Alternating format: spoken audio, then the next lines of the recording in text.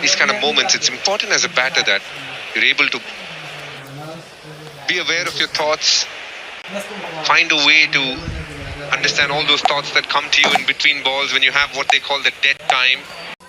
Have a look at the crowd, do anything but mind it off a little bit, breathe deep, and almost set yourself up with a calm mind the next time you play it.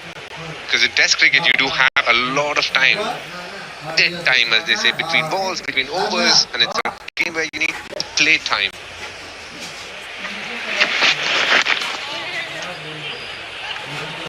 Quick single. It was just on his heels at mid-off. Through easily. One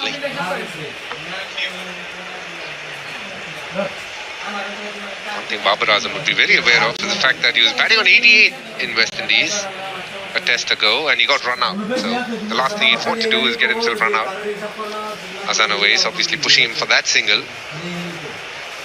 They've got to watch here. Run out is the last thing that they'd require.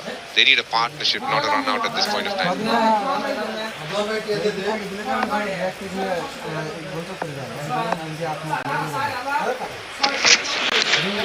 Oh, beauty. Back pad. Absolute beauty. Exactly what we were talking about in the lunch break on the angles that Josh Tongue creates. Turned him round. But hits the back pad. Have a close look at this. The LBW appeal wasn't even thought of for a second by the England team. Or did it probably nick on the way? I think it's a nick, Nas. Probably didn't carry to the keeper. Well, the fact that it died so much, I thought it flicked the back pad. But no, it's an edge. Just didn't carry at all. Gone this time. That has carried. Incredible bowling from Josh Tongue. Turning Babar Azam around on the angle.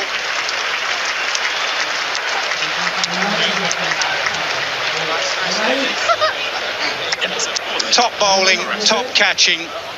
And Pakistan's best batter has to go.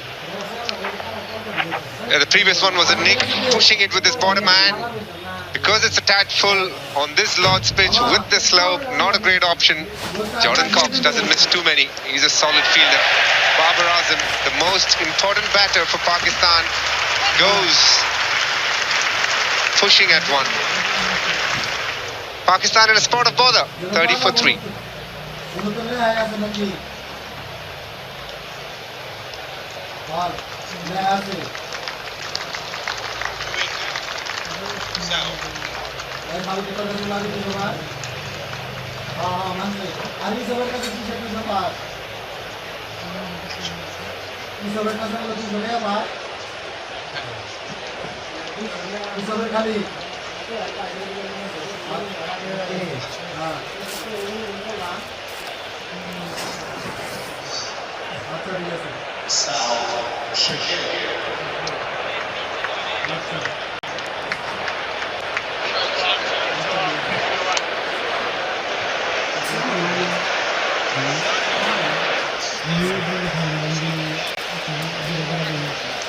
Three down, Pakistan. Still no Imamul Haq because of his injury, so it'll be Saud Shakil at number 5.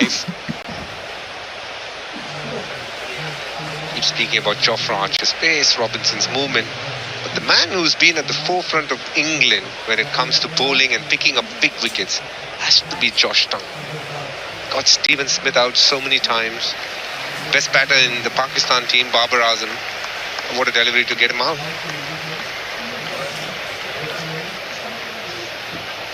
Good test stats.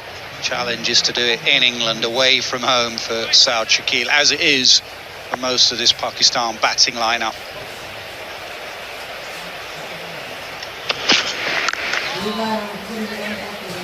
Little stutter. Through. Nice case.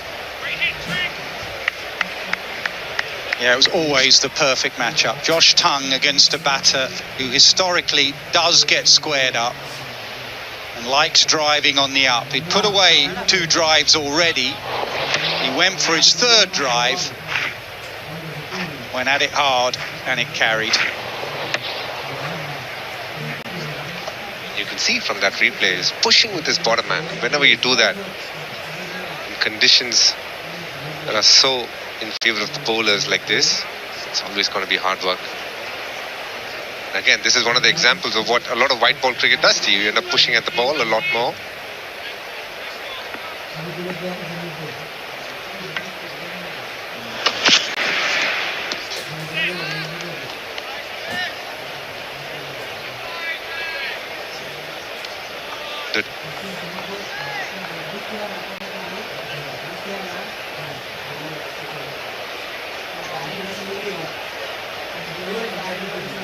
Okay, with someone like Josh Tongue who creates that angle, do you change your alignment? I remember when Mackay and Tini first bowled against us, who used to go very wide of the crease and angle in. Duncan Fletcher got us to change our alignment of where we're lining up our body.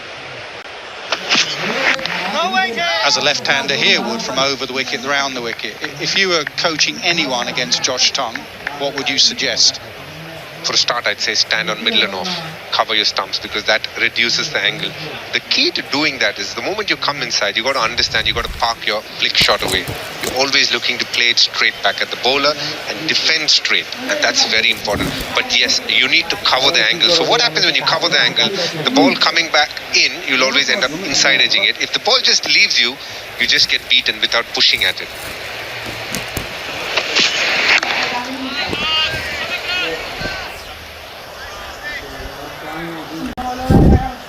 Example that you gave is a good one, Mackay and Tini, because he did pose problems for many a team at the start of his career. He was so wide on the crease, coming back in, and the angle in, and the fact that he swung it as well. But eventually you saw batter standing on off stump to him and cut the angle down.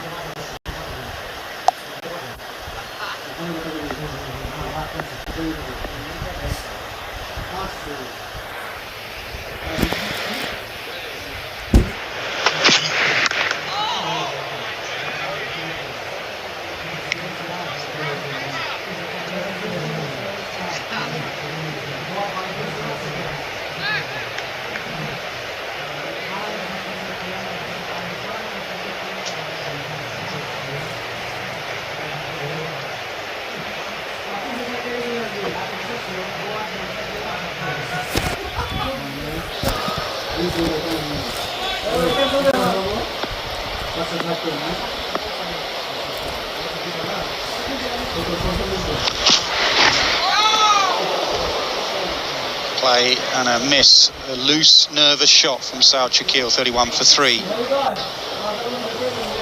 Well, England kept Tongue on. He was in the middle of an over, but they bowled him the next over because they feel that Babar Azam gets squared up. So it's not only the bowler. You look at Stuart Broad, how he squares Babar Azam up. You see so much of that right side. And then in the West Indies, not quite as bad, but a batter who can get squared up against a bowler who squares batters up.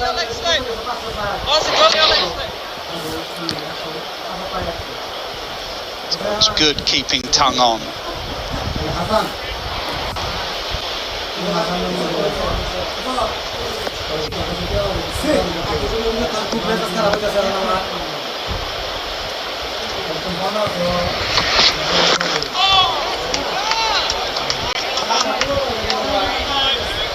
More I see Babar Azam's replay, one thing is too obvious.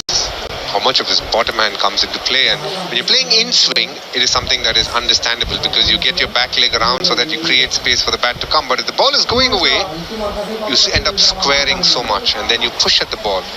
Have a look at his bottom hand here. He'll almost push at the ball as the ball is coming towards him. That's why he loses control, plays the ball further out in front of him, takes the outside edge.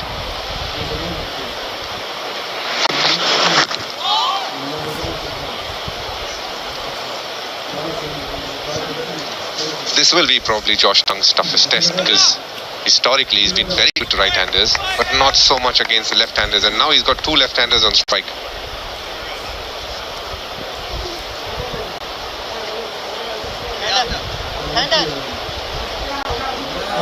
Predominantly he's moved it in. See if he can get it going away from round the wicket. 3 slips, a fine gully, and a backward point waiting for a catch.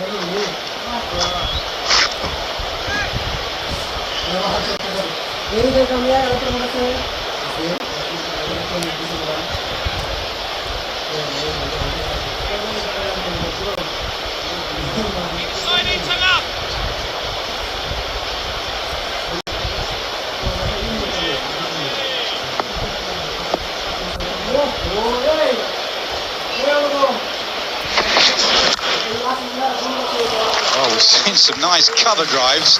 There've been some plays and misses and some edges. That's another exquisite cover drive, a good way to get off the mark. Saud Shakil heading something wide and full. Just laying his bat up. You know it's a good drive, and as soon as it hits the bat, it hits the ground as well. Rather, the ball pitches into the turf straight away. Such a full ball, took full toll of it.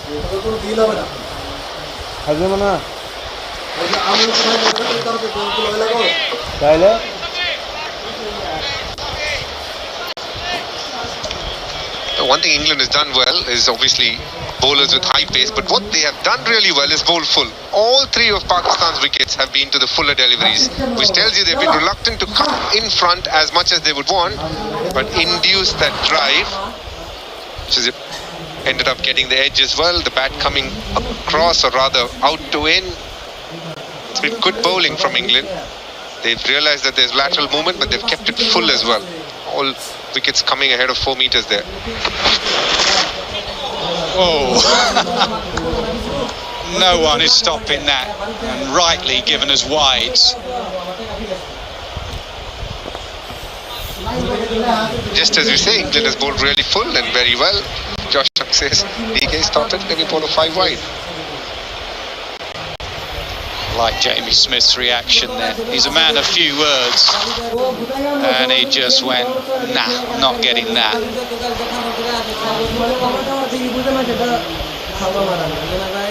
I've said a few words if it was given as buys.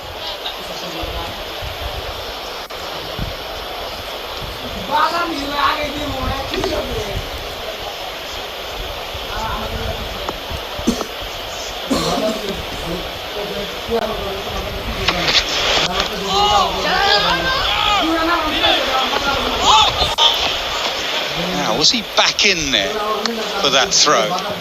Maybe he saw that it was wide.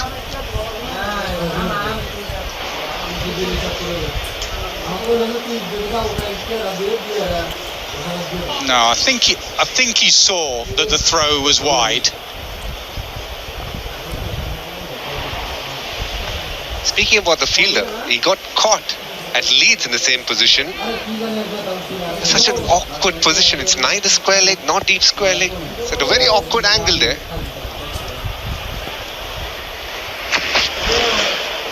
Just lost his radar a little bit to the left-handers, Josh Tongue. 41 for 3.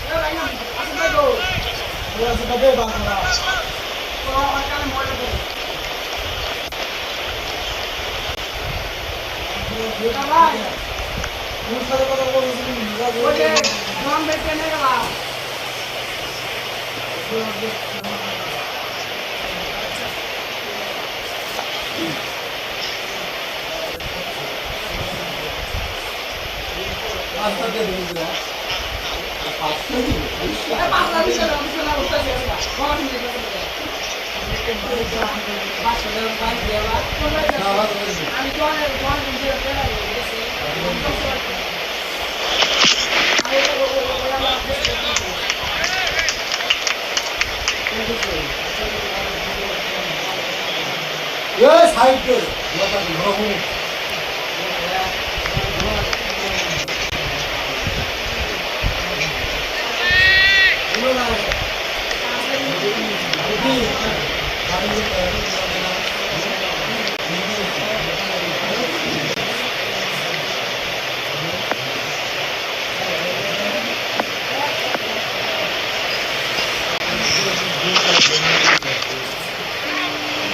Again, soft hands. Archer gives chase.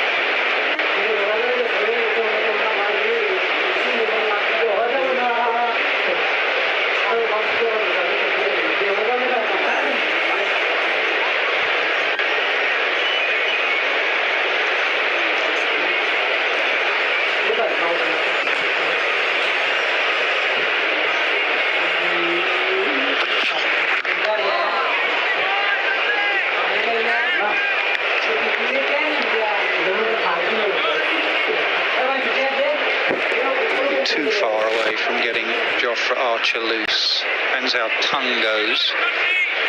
Struggles against left-handers, and Atkinson bowling okay, but Archer against left-handers. Maybe time for a bit of Jofra and that speed.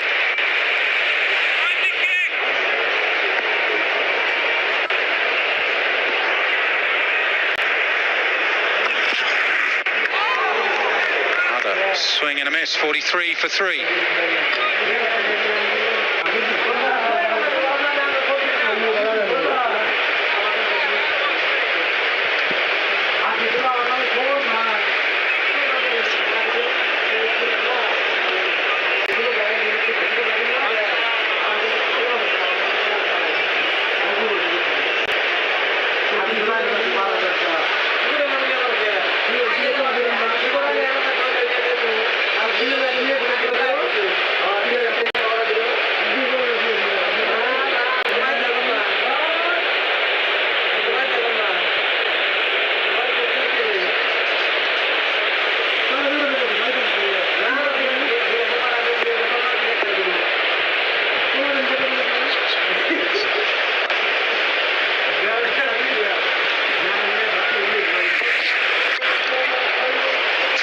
This time, not as much control of the bat face.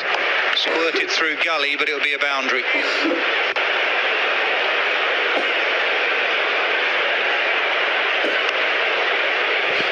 One thing Pakistan haven't shied away is playing a few shots post-lunge. This one again, Saud Shakil throwing his hands at it. It's fetched them some boundaries, but they've also ended up losing a couple of wickets doing this. Got to be a bit careful. Speak to people who come to England, they'll say cover drive is probably the least favoured shot. But so far, Saud Shakil has did a couple of nice. One square drive, a cover drive. Still got that man there, haven't they? It's not an orthodox square leg. It's Emilio Gay. It was Dan Lawrence at Leeds in the second innings. Look at Gay there. He's about 10 yards behind the umpire. And Joe Root moved Dan Lawrence there. The ball before at Leeds. Root was there. He said to Dan Lawrence, go to square leg. Dan Lawrence went there a bit deeper. Dan Lawrence took a good catch. It's Emilio Gay there.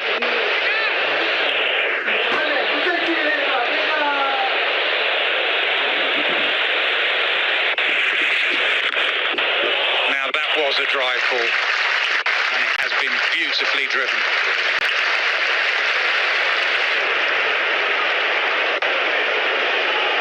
Josh Tongue hasn't exactly got his radar right against the left-handers. It's been pretty obvious. He bowled 5 wides the previous over, and this one really full for the second time in a couple of overs where he's given away a square drive. That's really full. You can see why he's been so much more effective against right-handers because hardly gives anything like that.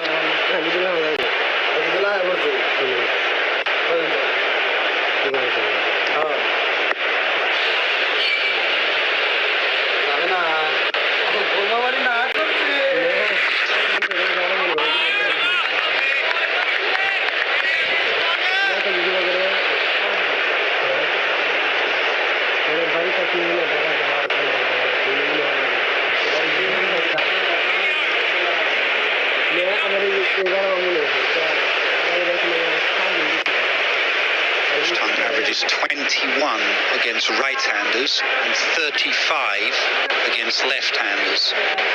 Pakistan have 2 left-handers at the crease.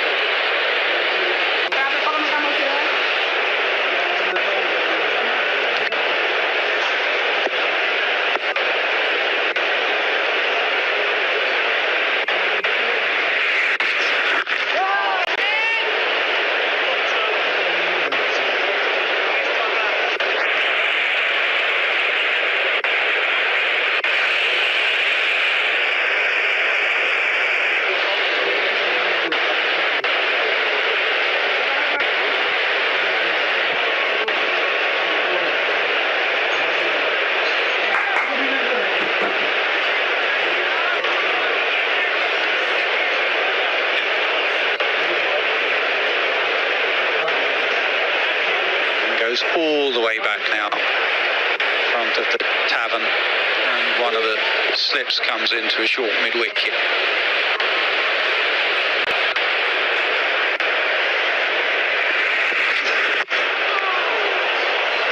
Gone fine, and that will be another boundary.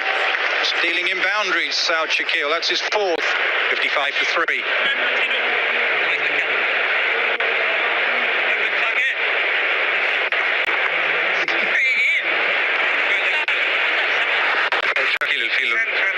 Quite happy with what he's received from Josh Tong. There's been a couple of good balls, but plenty to put away as well. And this, the last of the lot.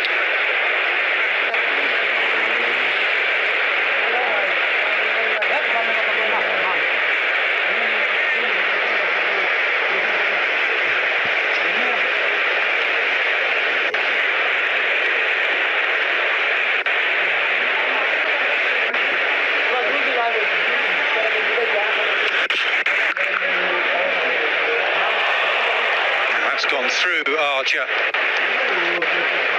Just a bit sloppy since the wicket of Babar Azam, England, both with the ball and in the field.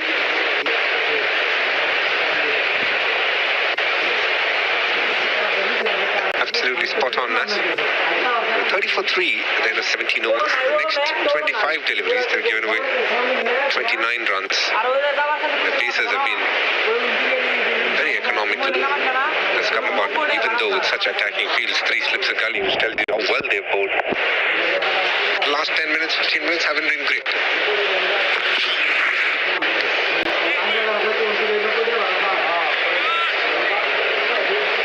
He's fighting out there, Azan Awais. He's been there right from the start. It's not been easy.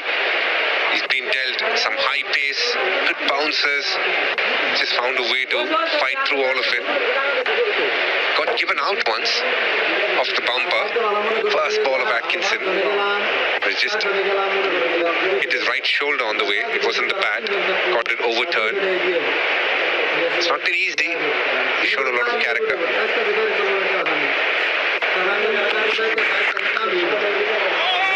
That's a nice shot. It's a quick scoring ground, Lords. You get value for your shots, and you got value for that. Nice back foot punch.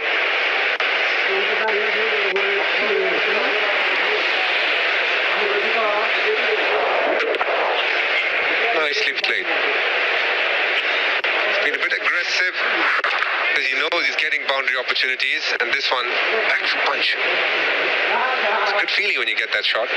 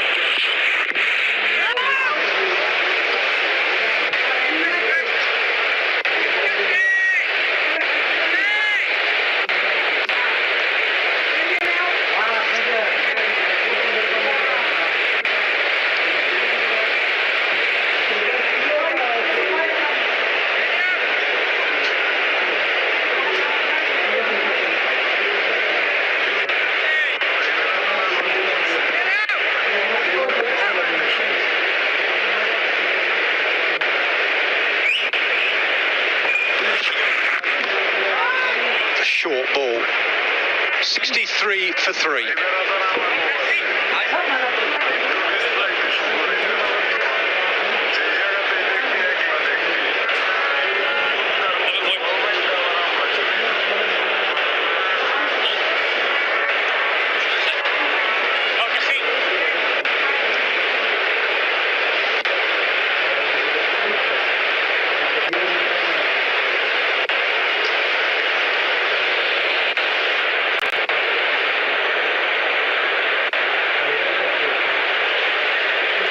Pakistan under the cosh a little, 63 for 3, but a little bit of a recovery from 30 for 3. And just for the last, 15-20 minutes, maybe England have just been a little sloppier than they were before. Outstanding before lunch, very good immediately after lunch. Just not quite been as pinpoint accurate in the last 3 or 4 overs, so maybe that's why there's a change, and Joe Root is going back to Ollie Robinson, who bowled 5 overs with the new ball, just conceded 6 runs. He didn't take a wicket, but was accurate and looked dangerous. I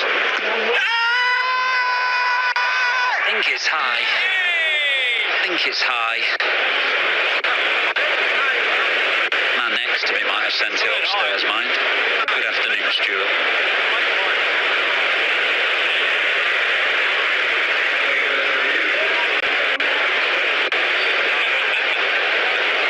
Umpire with a player review for LBW. Original decision is not it. It's Field Reese go in front of him. It's available.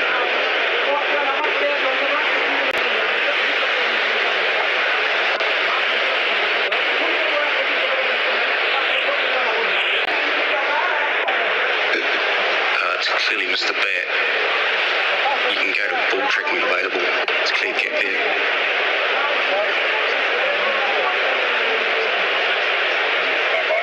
No problem. Just waiting for ball tricking.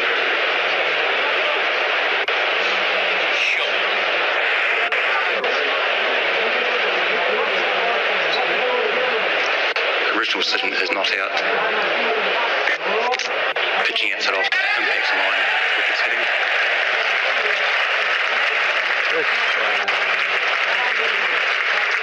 Well, what an excellent review from Joe Root and Ollie Robinson that was.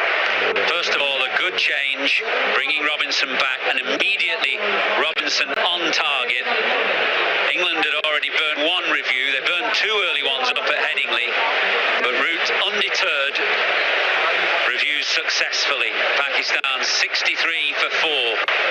Saud Shakil, the latest to go for 16.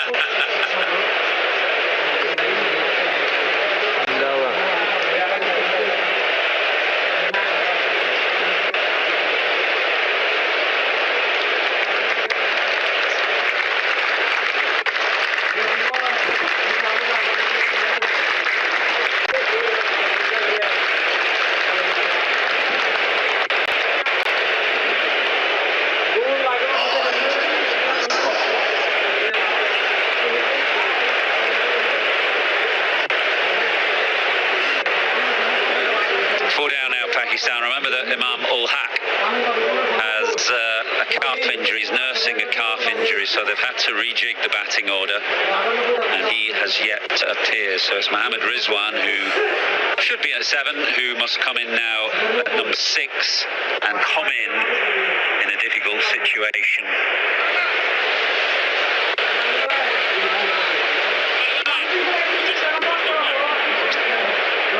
Your name in vain, Stuart. Talk us through the review. No, you're absolutely right, Michael. And I would have sent this upstairs because it was 3 reds. I think Paul Rife would have given it not out because of height. I think he'd have felt that was bouncing over the top of the stumps. Into the top of middle. Good review from Joe Root in the end. I think the gut feeling on the pitch actually from the England team that it was high, but I think it hit the pad and then lifted onto the inner thigh guard. South Shakil. So Robinson strikes again with his first ball of a spell that he did that the first ball of the test match at Headingley on the money. That ball nipping back to the left-hander. And with the keeper up as well. Yes,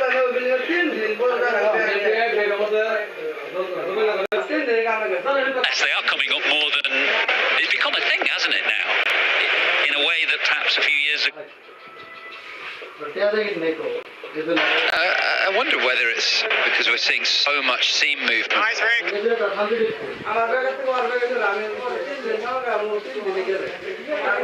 Seam movement in this surface, which is a huge amount of seam.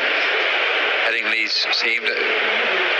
Talk about whether it's the ball, actually, whether the Dukes have changed something in the making of the ball to mean that the seam is harder and more pronounced, that's making it seem more. I'm sure on that. I think the pitches are just nipping. Nice, Rick. The theory of a recently retired fast bowler.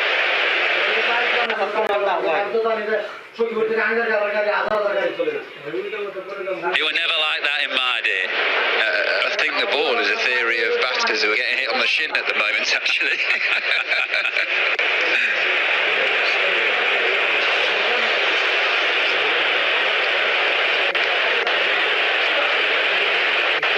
The key to having the wicketkeeper up is the fact that it means batters can't get a big enough stride or down the pitch far enough to get outside the line.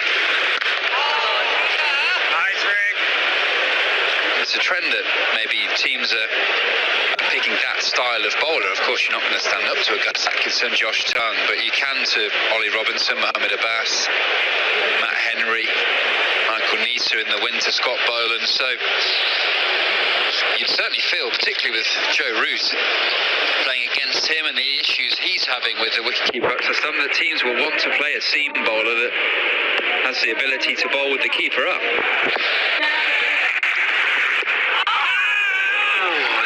Visible evidence of the challenge, though, for the keepers as Robinson gets one to nip and bounce, and Jamie Smith does brilliantly. 63 for 4.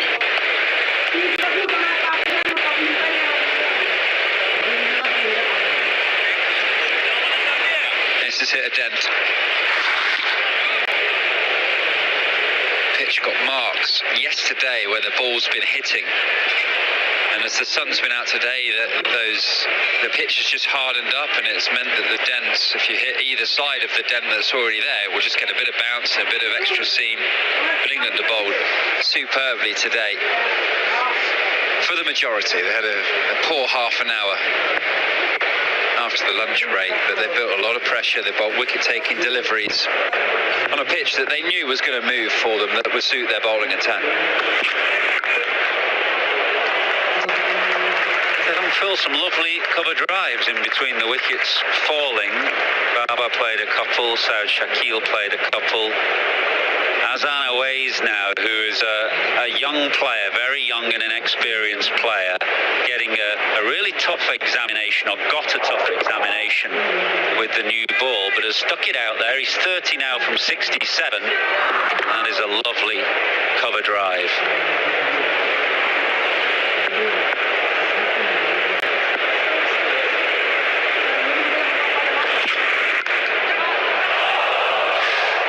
Was less secure.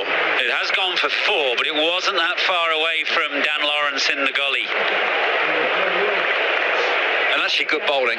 First ball, long half volley that went for 4. So Gus Atkinson thought, you know what, I'm going to get it up there again, see if I can entice the drive a little bit wider.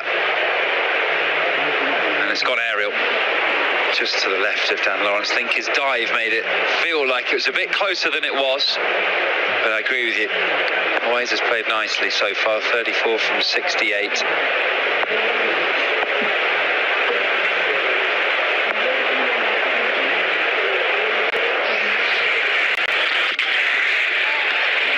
Yeah, it's only 34, and he's been in 5 minutes short of 2 hours now, but it's the kind of innings where you'll learn a lot as an opener in Test cricket. He's fairly new to the job.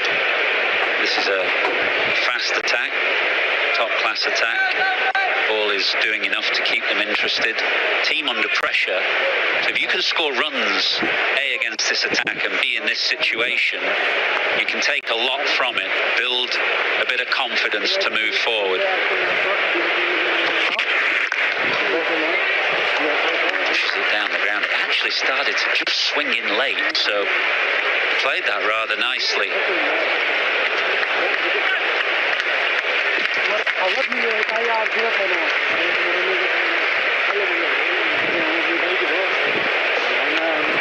It's one of those deliveries that early in your innings, if your balance isn't right, you get in trouble, because it's a deliberate in-swinger from Gus Atkinson, having bowled 3 balls outside off stump. So if your head just goes across to the left as a left-hander and that swings back, it brings the stumps and your front bat into play. So he's actually played that really nicely. It has been a tough examination. There's been a bit of pace. Jofra Archer bowled a really pacey spell with a brand new ball after getting Shan Masood early. I feel like he's faced a lot of deliveries from the pavilion end with the ball moving across him as the left-hander, which is always difficult.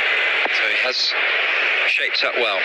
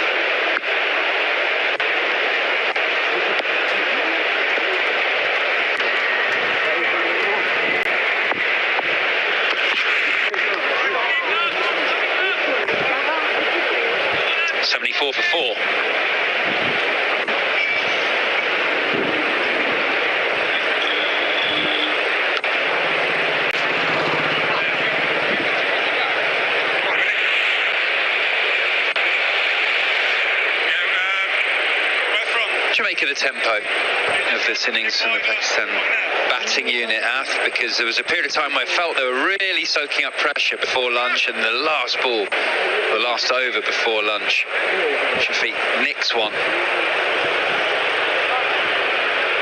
Well, first of all, it looked testing bowling to me. I was chatting off air a bit with Mark Wood, and he was making the point that as a bowler, you're happy if you feel the batters are almost sitting ducks, if they're not playing a shot in anger. But thinking about it from a batsman's perspective, it just looked to me like extremely testing bowling.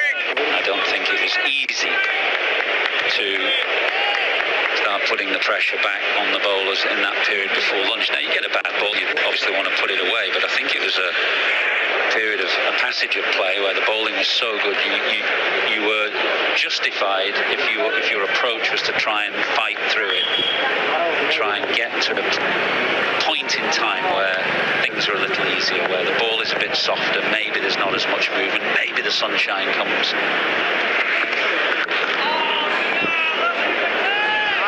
So whilst they did look sitting ducks almost, I have some sympathy for the situation. I just thought it looked very, very testing bowling. So does that mean you think that England got probably over the 290? I did feel like Pakistan, yes, they bowled wicket-taking deliveries yesterday, but they also bowled boundary balls that allowed England to get away. I think England thought this morning, 248 and 9, they had a pretty good score. That was even before the last wicket partnership. They felt there was a considerable amount of movement yesterday. The atmospherics are a bit different today, aren't they? I think it's not maybe done quite so much today, but they definitely felt that was a competitive score overnight.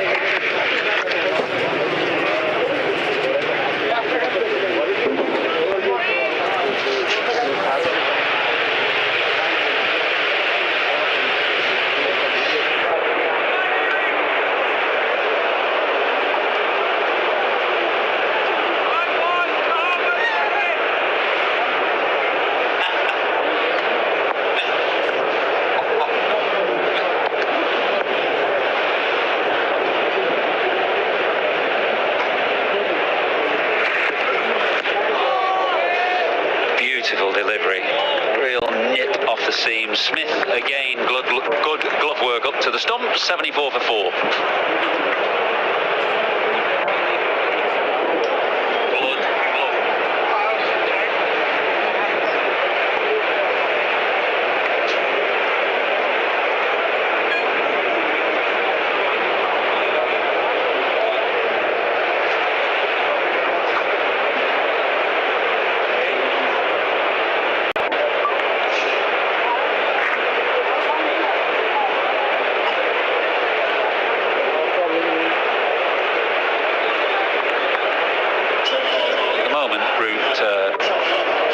Simple. We had Archer and Robinson in combination with the new ball, then went to Tong and Atkinson, and back now to that new ball combination again. You don't have to it'd be too funky really when there's a bit of help there, when the bowlers are bowling well, and when you've got 4 of them.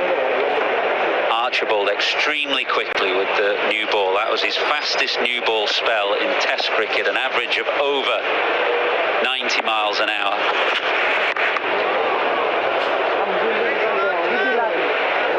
Spells where you watched on from the commentary box and you were very happy to be up here rather than down there.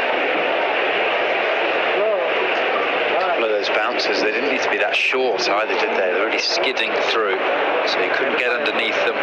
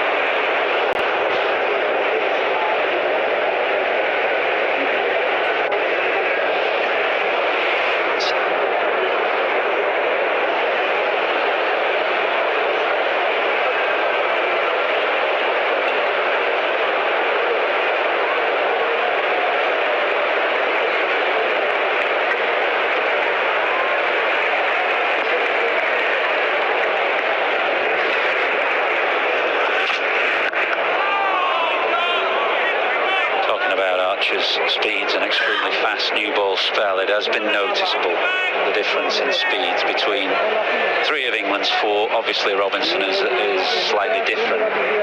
3 of England's 4 set against Pakistan seam attack. That is an extraordinary difference really. You're talking upwards of 8 miles an hour quicker on average. Archer, Atkinson, Tong, shooters against tanks, which was the old phrase.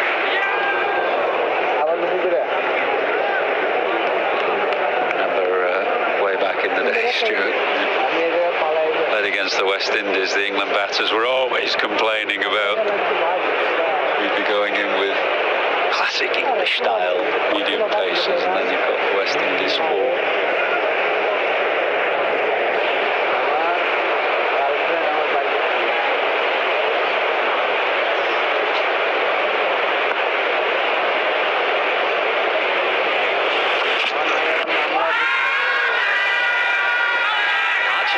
Looking at the umpire. There's a few bowlers who've done that down the years. He fancies it. Whether Joe does is another matter.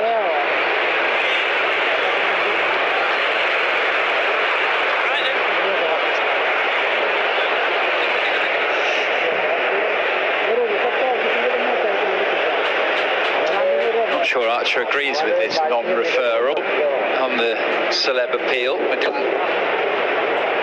nip down the throat like he was hoping, actually went the other way, but I think the celeb appeal was wasted because I'm not sure it was hitting the stumps, Joff.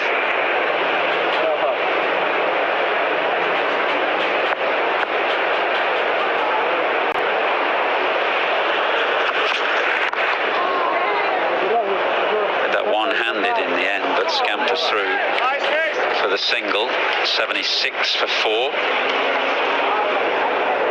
When did you pick up the habit of what they call a cerebrum appeal? It wasn't there right at the start of your career, was it? Just when it was hitting middle of middle. It was when it was basically a bold, but the had got in the way. That's where the celeb appeal came from. I never did it when it was missing the stumps like that. Joffre's actually celebrating like it's a wicket, like he's knocked middle stump out the ground. That was pretty strong work from Jamie Smith to be able to say, no, skipper, that's definitely missing the stumps, ignore your bowler. And you do need that as a captain. You need your wicket keeper to almost be dispassionate, but you can't expect the bowler to be dispassionate. But you do need somebody there, whether it's keeper, whether it's somebody at slip with a good view, and the captain himself, of course, to take the emotion out of the moment and make an evidence-based decision as best you can. Actually, do remember one here. Alex Carey was batting 2023 LBW appeal, given not out at Stokes. He went to me, what do you think? And I just said, out 10 times. Out. It's out, out, out, out, out. So you're not really giving me any opinion there. You're just telling me you think it's out. Is it high? Is it outside off stump? And was it? He was out in the same game. Jonny Bairstow refused to review one off Marnus Labuschagne when I was bowling. I said, that's out, Johnny. He's like, no, definitely missing leg. And I remember looking up and Brendan McCullum was on the balcony, he just gave me it's out. And I just stayed straight round to Johnny. Told you, Johnny, told you that was out.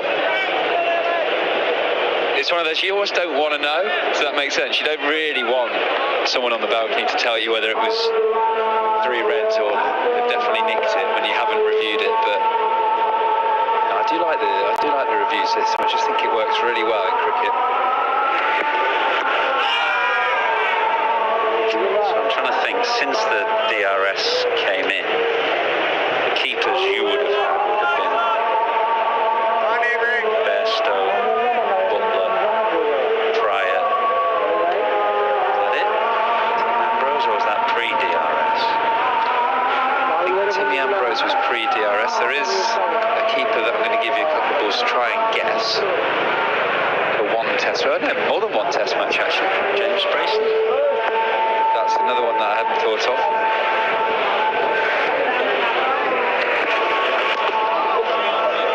Ollie Pope in New Zealand a couple of times. Someone who played in the Ashes for one test match and played against New Zealand. Sam Billings. Very well done. Very well done. Obviously Ben Foakes as well.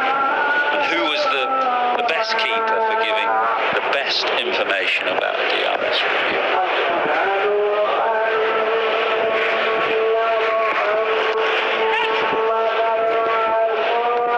I'm going to say Jonny Bairstow because he'd be the first on the text if I don't say him. Pryor was good. Pryor was very good as well. Just clear information. Just say what's on your mind. I think what captains want is just share the info. Don't go, I don't know, I'm not sure.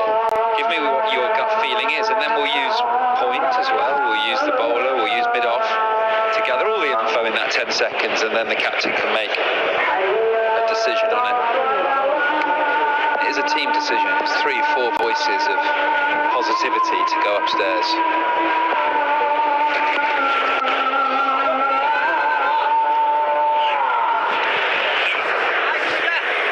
77.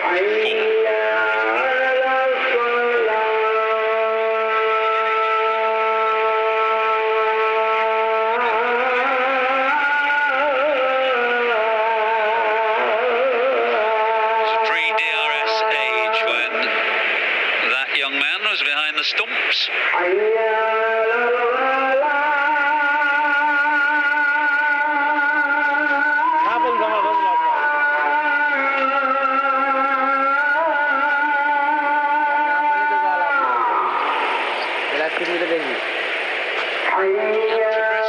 From yesterday, has he?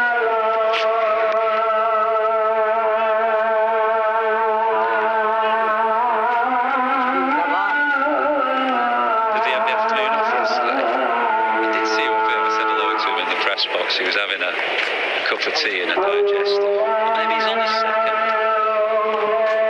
That's Emilio Gay's brother. If you were watching yesterday, we mentioned him yesterday, Simeon.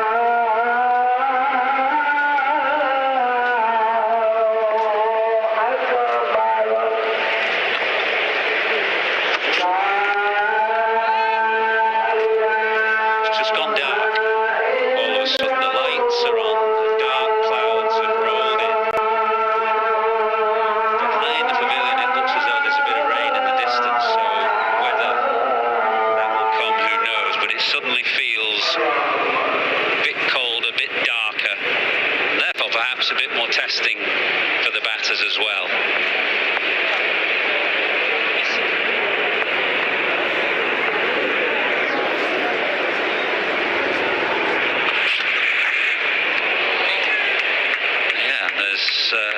Movement there. For some reason, I don't know why, but it definitely feels like the ball does more when the lights come on. Oh, for sure. And actually, the visual from a batting point of view, you can see that ball is carrying through to Jamie Smith. It's shining. So do you feel as a bowler that the ball feels a bit newer for some reason?